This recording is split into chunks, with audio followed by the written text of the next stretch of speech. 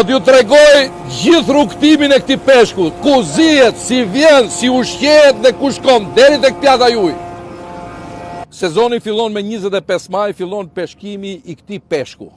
Ky peshk futet nga Atlantiku, hecën nëpër Mesdhe dhe ne presim midis Afrikës dhe Maltës mund qendër të Mesdheut. Aty ka rrugën e kalimit. Ne çojmë në këtë pozicion ose në këtë kuadrat, çojmë 2 anije kërkimesh, 2 anije që bëjnë rimorkjogabjet dhe 2 anije të tjera të mëdha që bëjnë rrethimet.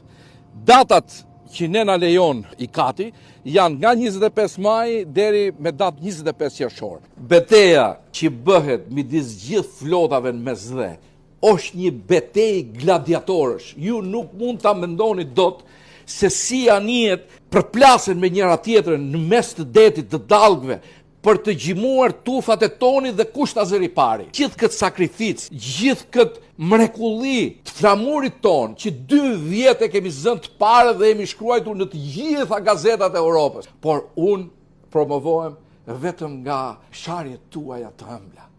Pasi zihet, futen zhytësat dhe ne e kalojmë në përgabje dhe përfundojmë si kuotë, nisen anijet që tërheqin rimorkjatorët tonë, të nisen nga ky kuadrat në mes të Mesdheut dhe nga kuadrati që ne peshkojmë deri në këtu në Sarandë që jemi te gabjet tona, është rreth 42 deri në 45 ditë nëse rrymat detare janë favorin ton. Po në rast se rrymat detare nuk janë favorin ton, duhen 50 ditë për të ardhur në gabje. Ne hecim aq ka dalë me 0,5, 0,6, 0,7 mil, sepse në rast se ne hecim më shpejt, janë dhe rrymat detare, rrjeta paloset dhe toni ngordh. Është peshku më i ndjeshëm që është në detet e botës. Pak po të preki rrjetën, ai plas.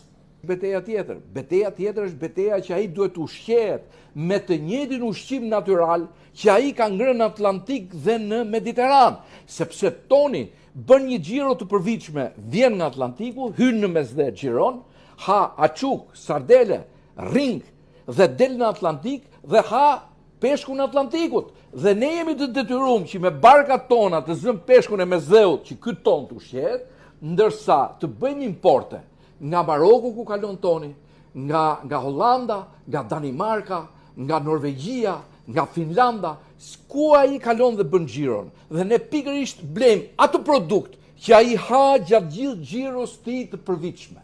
Dhe kontrollojmë me një rigorozitet të madh të gjithë yndyrën që ne i japim nëpërmjet ushqimit që ai e ka natyral. Vinë specialistët japonesë, e kontrollojnë, vinë specialistët amerikanë e kontrollojnë dhe në qoftë se peshku nuk ka kapur grason që duhet, nuk e marrin. Dhe kjo punë nuk bëhet për të arritur, po kjo punë bëhet për të rritur grason. Atë yndyrë që mua më doli goja mbrapa duke ju thënë, yndyra e tonit është yndyrë e mirë për trupin e njeriut, është yndyrë që lufton kolesterolin, sëmundje të kancerit. Prandaj japonezët janë bërë nga 120 vjeç. Më thoni ju tashti, shikoje, a mund të jetë ky peshk ferme? Toro! Po ju miq, duhet ju rresh që ju të besoni. Dhe kur ju thuat vërtetën, që hani shëndetshëm, ju nuk besoni. Miqtë e mi, ne jemi ata që çojmë flamurin e Shqipërisë lart dhe me çfarë? Me prodhim, jo me tallava.